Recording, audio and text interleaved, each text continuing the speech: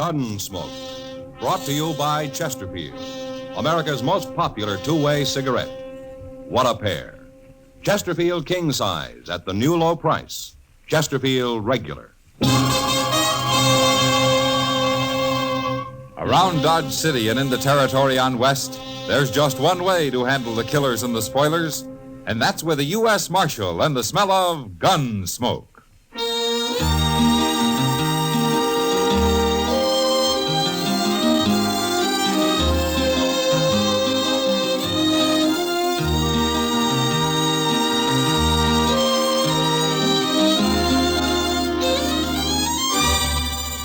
Gunsmoke, starring William Conrad. The transcribed story of the violence that moved west with young America.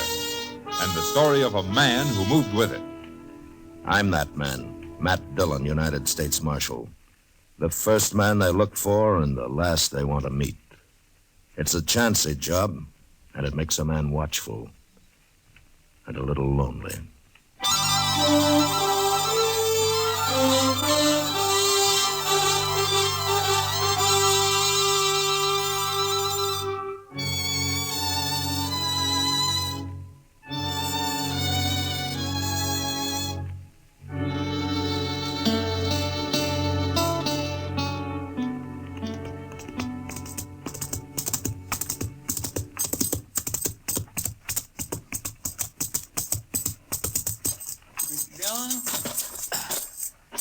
Mr. Dillon. Hello, Chester. I sure am glad you're back. I've only been gone a couple of hours. Well, that's all it takes, a couple of hours. Only Becker's been shot. Huh? Only Becker? You know him, that little sodbuster lives out near Clear Spring. Oh, yeah. He's up at Doc's. You want to see him? Yeah.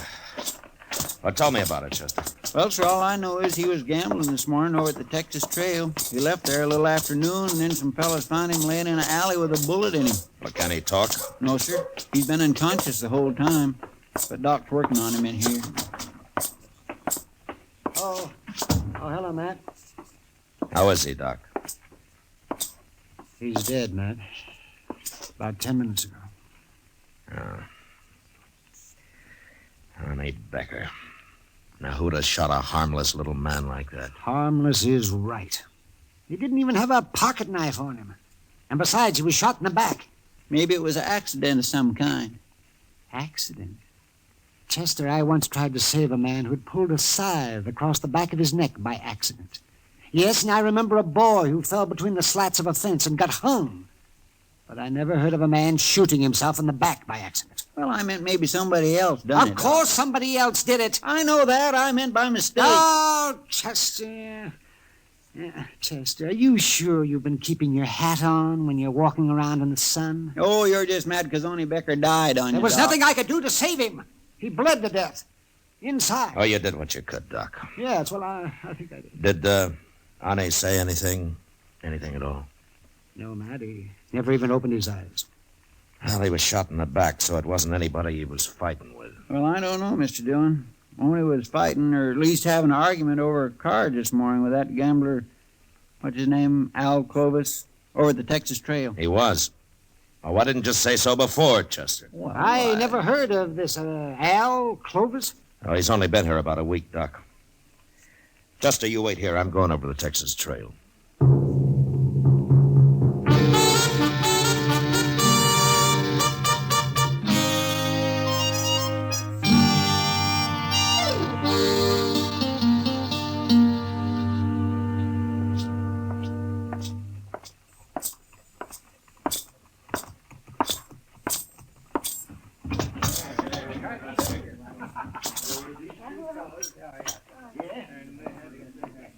Oh, is that you? Oh, hello, Marshal. Hello, John. Looking for somebody, Matt? Oh, hiya, Kitty. Is Al Clovis here? I was wondering when you'd get around to him. What do you mean? I heard about Oni Becker, and Al Clovis threatened him this noon just before Oni went out and got shot. Almost seemed like Al was trying to start a fight with him, Matt. Where was Clovis when it happened, Kitty? He wasn't in here. Kitty, you know Al Clovis better than I do. Would you say he's the kind of a man who would murder Oni Becker because of an argument over cards, shoot him in the back? I don't know him that well, Matt. Yeah, well, maybe he had another reason to kill him. If he did it. Shooting little Oni Becker's like shooting a pet deer. Makes about as much sense. Yeah. But usually when a man gets murdered, there's a reason of some kind for it. You mean it'd take more than plain anger to follow a man down an alley and shoot him in the back? Well, ordinarily it would. Al Clovis must have wanted Oni dead for some special reason, Matt. Maybe Oni had something on him. Yeah, maybe. He was in here a while ago, but he left. Well, I'll find him. He might be at the depot, Matt. At the depot? He said something about going to St. Louis. Now everything's been taken care of here. I didn't know what he meant at the time, but he said it loud, and I know the train leaves at 4:30. 4:30? That's about that now, isn't it? Well, maybe he said it just to throw you off his trail. Yeah, well, I'll find out. I'll see you later, Kitty. Better hurry, Matt.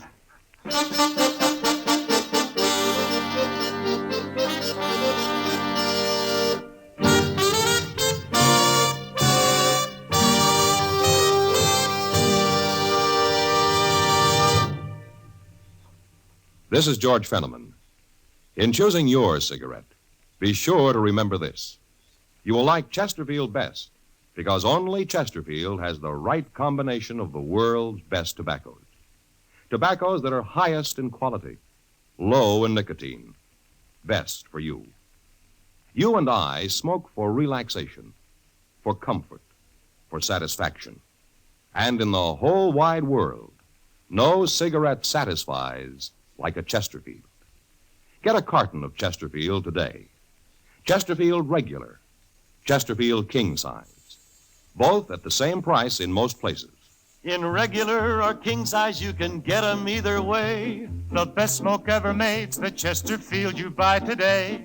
Smokers coast to coast are changing, it's a cinch to do. Here's all you have to say to get the one that's best for you. Chesterfield's for me, Chesterfield's for me. You just say it's Chesterfield's for me.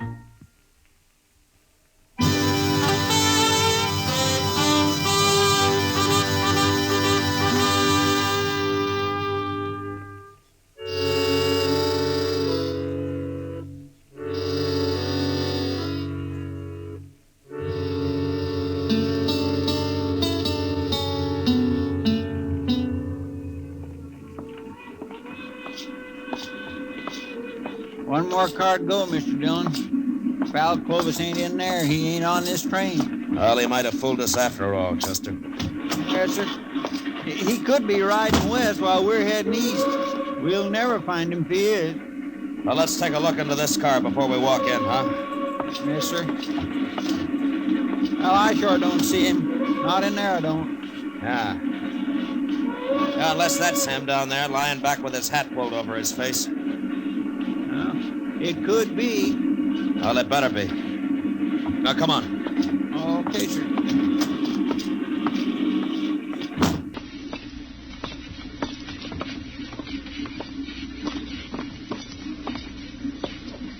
Hey, wake up, mister.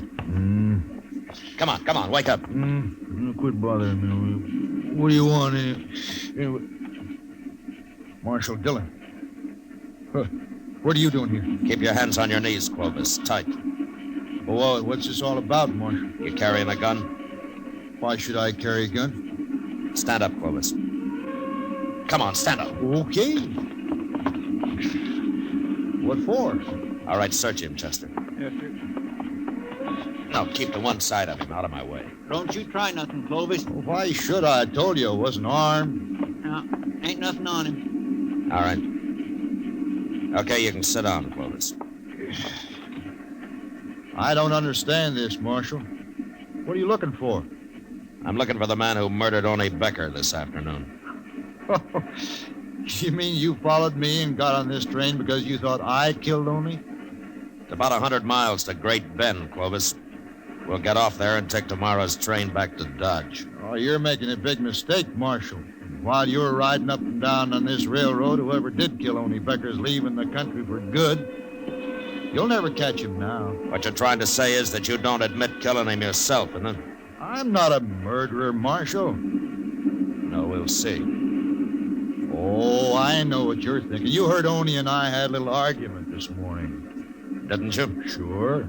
That doesn't prove anything. I argue with lots of men. You threatened to kill him. Ah, that was just to scare him. He was being kind of stubborn about it all. You know what those farmers are like. But I suppose it takes a stubborn man to grow potatoes. Well, if you're so innocent, why did you announce everything had been taken care of and that you were going to St. Louis? Did I say that, Marshal? You know, Clovis, I can always kick you in the head and take you back to Dodge in a sack. Now, why did you run? I'm not running. There's no reason why I should. That's the truth, Marshal. Where were you when Oni Becker was killed? I was wondering when you'd ask me that. I suppose you got an alibi. You know Mr. Botkin, don't you, Marshal? I ought to. Botkin's run the Dodge Bank ever since it was an old whiskey barrel. Well, I was with him in his office at the bank, Marshal. I suppose you'll take his word for it. Yeah, sure I will. Well, we were discussing the money I placed in the bank when I arrived in Dodge a week ago.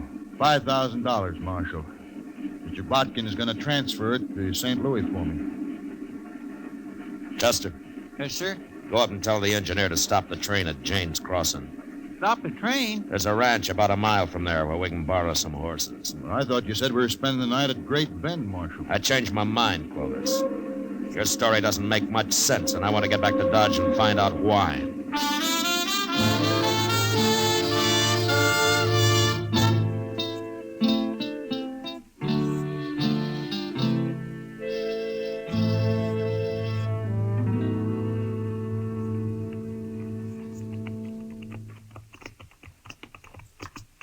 It must be about midnight. Sure is, and I'm tired. Haven't been on a horse in years. Oh, well, why didn't you say so, Clovis? We'd have borrowed a wagon for you. Never mind, Chester. You take him on down to the jail and lock him up, huh? I'm going to stop here at Mr. Botkin's house. His light's still on. Want me to go in with you, Marshal? I'll let you know what he has to say, Clovis. I'll be along a little while, Chester. All right, sir.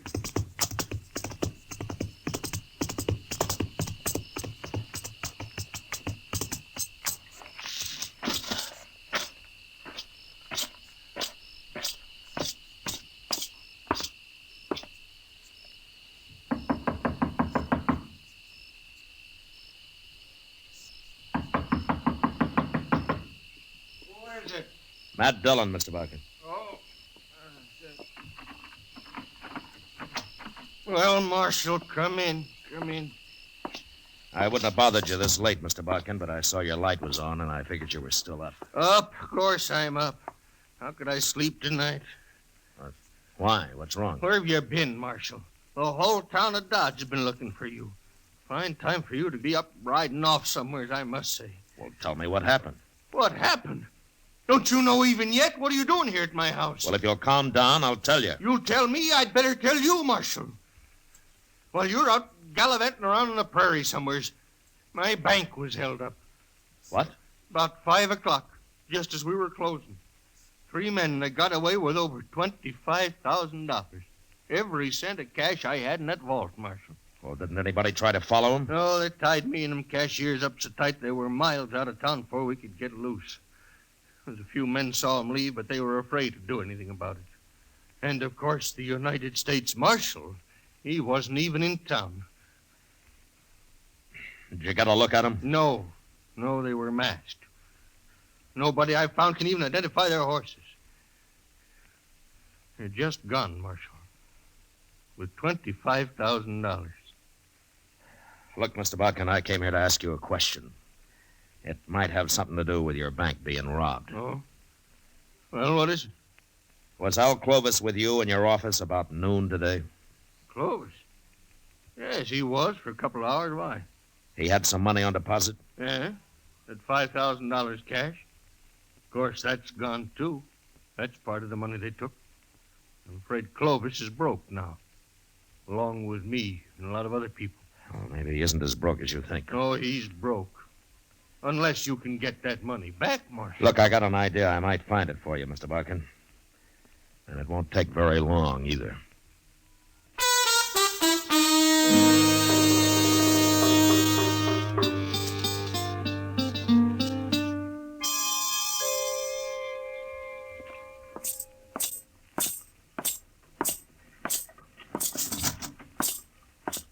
Well, I got Clovis all locked up, Mr. Dillon. He won't be taking no more trains for a while. Good. What'd you find out from Mr. Botkin? And I'll tell you and Clovis at the same time, Chester. Well, he's right in the first cell.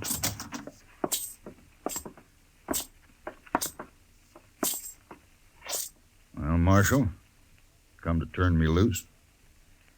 Mr. Botkin says your alibi is good, Clovis. If you'd have believed me in the first place, you'd have saved us all a lot of trouble. Yeah. Well, let me out. I don't want to spend the night here. You better get used to it, Clovis. You're going to be spending a lot of nights in here. What? At least a month or two of them. No. They can't keep me here, Marshal. It's illegal. Is it? Of course it is. Well, maybe you know more about the law than I do, Clovis, but I run this jail, and you're going to stay here a long time. And what's more, I'm going to tell the whole town where you are. Come on, Chester. Marshal, I demand to be released at once. Now come back here.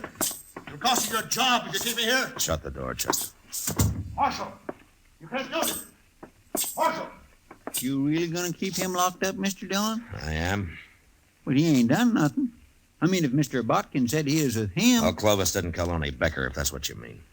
Well, then why don't you turn him loose? Chester, the bank was robbed of $25,000 today. It was? Yeah, just after we got on the train.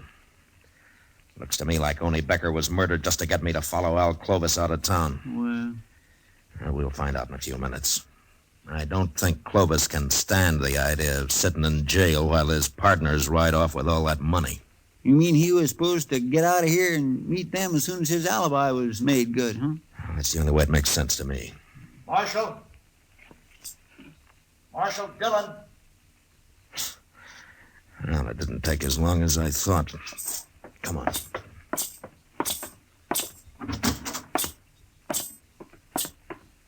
Marshal, I gotta talk to you.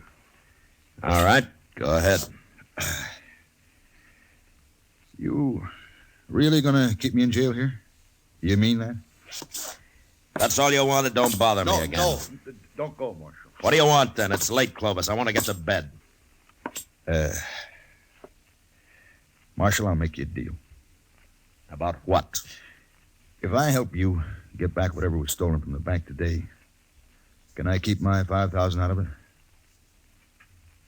How did you know the bank was robbed, Clovis? You're smart, Marshal. I can tell you got this all figured, holding me in jail and all. But I'm smart, too. Are you? Smart enough to know you need me as much as I need you. You'll never find those men without me, Marshal. But I can take you to where they are, and I'll identify them for you. Why? All I want out of it is my $5,000. Now, that's mine. You can do what you like with the rest. The court will have to decide about your $5,000, not me. Will you think there's a chance I might get it? Well, I don't know.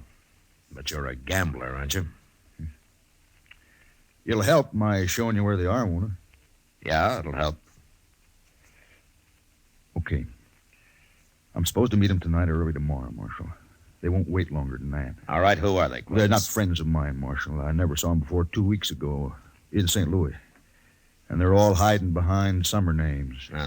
How far's away the meeting place? Hey, it's an old cabin, about 20 miles from here. They there now? Nobody stopped them here, did they? No, thanks to you. But I'm helping you now, Marshal. If I find your partners, you are. Chester, go get our horses. We going out there tonight, Mr. Dillon? Would you rather try it in broad daylight, Chester? No, sir.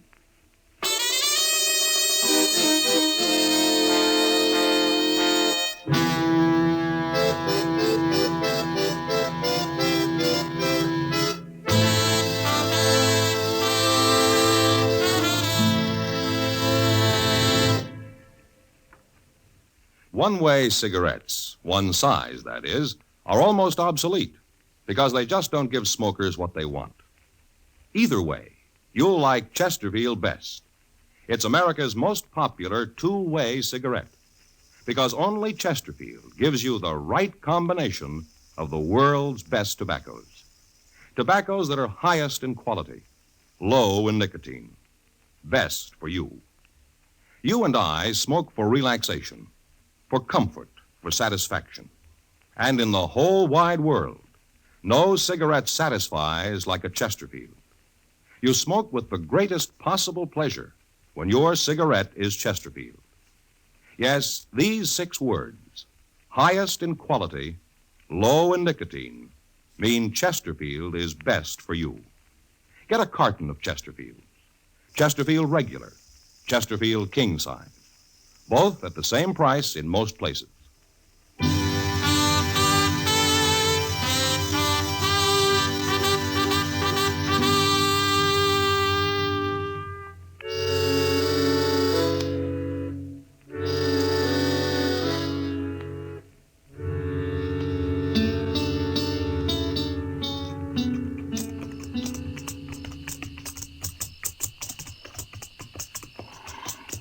You sure you can find this cabin, Clovis? I made the ride out here one night just to be sure. I swear I can't hardly see nothing. I wish that moon wasn't all scudded up with clouds. Chester, you still don't understand that if you can see them, they can see you. That's right. I know. You're right, Mr. Dillon. It sure looks like rain, though. We're almost there. Good. Marshal, Yeah. how are you going to take them? 3 men. What's the matter, Clovis? You getting scared? You know what they'll do to me if you don't take them, Marshal. Like I said, you're a gambler, aren't you?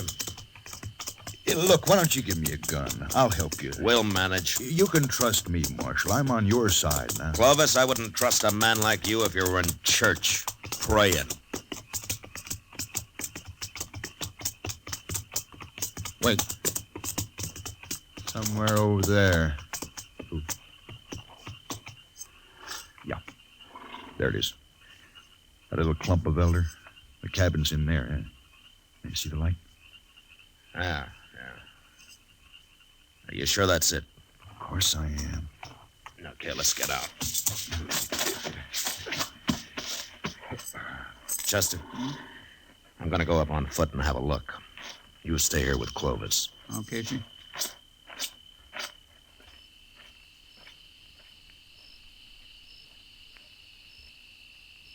What if they hear him and come out and shoot him? Mr. Dillon ain't exactly green at this game, Clovis. They wouldn't kill me. They'd burn me or something first. Can't blame 'em much. I wish I'd stayed in jail. Wished I'd let him keep the money. Something's sure to go wrong here. Unless maybe I outsmart him. You ain't gonna outsmart nobody, Clovis, so forget about it. Okay. I declare I never seen a darker night than this is. No. Neither did I. Here, get off. Get off. What's the matter? It's my horse. He's standing on my foot. We'll push him off. I can't. Now help me, Chester. No, for pity's sake. Come on. Ow. Move him. That's all you gotta do. Back. Here, what are you doing? Clovis? I got your gun, Chester. Now shut up. Don't move. But you give me Shut up, that I said. gun. That's better. What's that? Thunder, Clovis.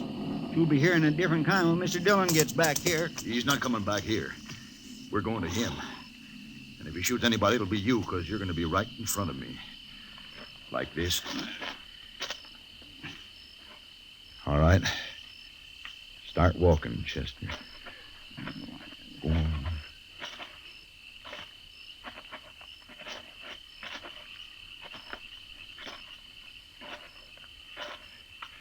That's far enough. Stop here. We'll pick up the marshal now and go on to the cabin. I'll call him and tell him how you're fixed. Go on and call him. Mr. Dillon? Mr. Dillon? He ain't nowhere around Yes, here. he is. Tell him. Go on. Clovis got my gun, Mr. Dillon. Tell him if he doesn't walk over here with his hands up, I'll shoot you. He's gonna take us both to the cabin, Mr. Dillon. He says he'll shoot me. You heard him, Marshal. And I'll kill him sure if you try anything. He ain't close enough. I tell you, he's probably clear up there at the cabin. Okay. Okay, start walking, Chester. Straight ahead. Once I get you inside the cabin, he'll have to give up. Unless he wants you dead.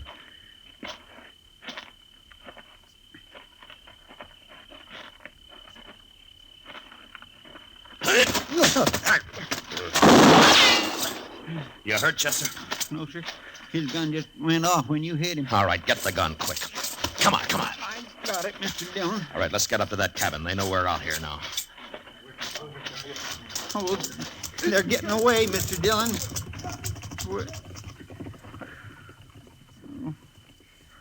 They're gone. Yeah. Oh, my goodness. I just don't know what to say. Then don't say anything. Let's try to find our horses. We'll get Clovis later. We'll never find them horses in the dark this way. Rain. Well, that's it. There won't be a track left now. Well, there go 3 killers and $25,000. Mr. Dillon, I just feel awful about this. How'd he get your gun away from you anyway? Well, see, he said his horse was standing on his foot, so So you walked up and let him pull your gun right out of the holster, huh? Yes, sir, that's about the way it happened. Dillon, you should have let him take me into that cabin. They'd have killed me, but you could have caught them. They wouldn't have got away like they did. Yeah, I know. I was close enough to hear what Clovis said. Well, then why'd you save me? Everything would have been okay. Oh, yeah. Everything would have been okay. Almost everything, Chester. Well, let's just don't stand here in the rain talking about it. Come on.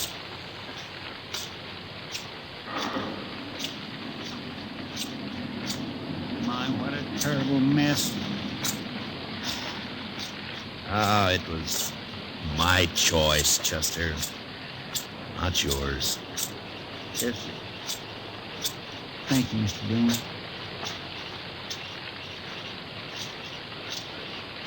Mr. Dillon,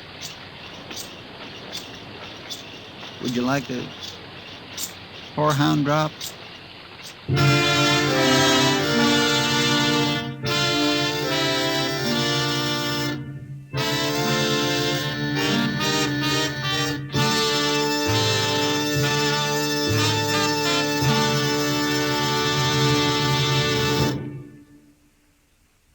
L&M filters are sweeping the country, and the reason's simple. No filter compares with L&M's exclusive Miracle Tip for quality or for effectiveness. And notice how easy it draws. You get much more flavor, much less nicotine. Yes, only L&M gives you effective filtration, and no other cigarette has it. Our statement of quality goes unchallenged. L&M is America's highest quality and best filter tip cigarette. Buy L&M's, now king size or regular, both at the same low price.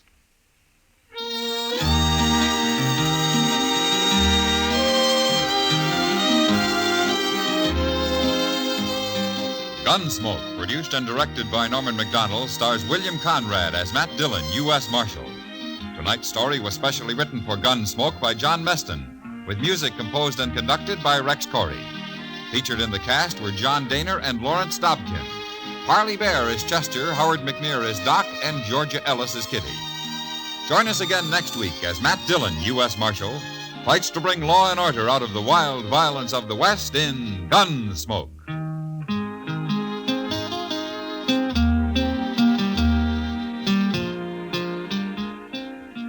Remember, next week at this same time, Chesterfield will bring you another transcribed story of the Western frontier on Gunsmoke. This is the CBS Radio Network.